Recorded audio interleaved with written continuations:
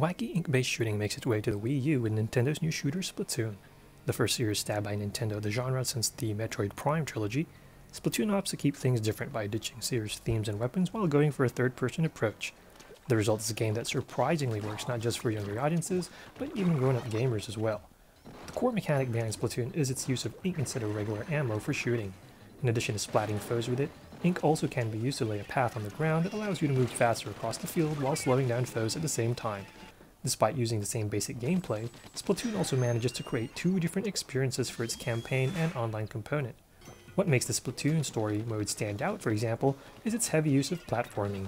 These include strategically placed gaps, obstacles, and moving platforms that test your mastery of squid jumping and ability to create ink paths while also mowing down enemies at the same time. By sticking to a third-person view, Splatoon also maximizes the mechanics for platforming, resulting in an approach that can be best described as a platform shooter.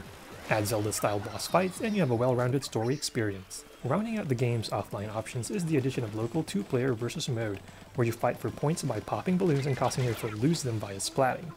Anchoring the online experience are turf wars, where teams of 4 fight to the finish for territory. Unlike most shooters, where kill-death ratios rule the roost, Splatoon makes players focus on inking up as much ground as possible for points. I've had matches where I finished first in kills but ended up in last place overall. Conversely, I've had times when I was last in kills but first in points because I painted more territory. It's a great system for folks who are normally horrible in racking up KD ratios, as it gives them a way to contribute to the team positively without the stress of letting your group down from a horrible kill count. Just make sure not to die as much, as it gives your opponents a squid advantage in inking space. Weapon types range from balanced ink rifles, short-range guns, sniper weapons, explosive blasts, and even a ginormous paint roller. These weapons are supplemented by secondary armaments such as an assortment of grenades, mines, beacons, and more unusual options such as ink walls. Ink enough territory, and you also get access to special weapons that let you throw a barrage of grenades, shoot ink whirlwinds, or summon a giant ink tornado to the field. You also have access to various gear via clothing, shoes, and headpieces that come with abilities. These abilities range from stuff that lets you save ink, move faster, or respawn earlier.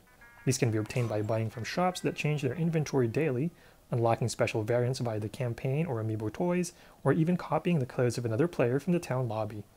Amiibo usage is also more fleshed out in Splatoon, allowing you to unlock various challenges. Downsides include staggered content, a low initial map count, lack of voice chat, and potential issues as far as access to amiibo content should the toys quickly sell out like they always do. For the campaign, deaths from falls can become a sore point for folks who struggle with platforming. The bosses are also laughably easy with the exception of the final boss, which I admit is one of the more epic boss battles I've faced in a shooter since the bosses of Lost Planet 2 and maybe the final foe of Gears of War 3 on Insane Mode. Overall, I think Splatoon is a much needed shot in the arm or tentacle for a genre that could really use some new blood.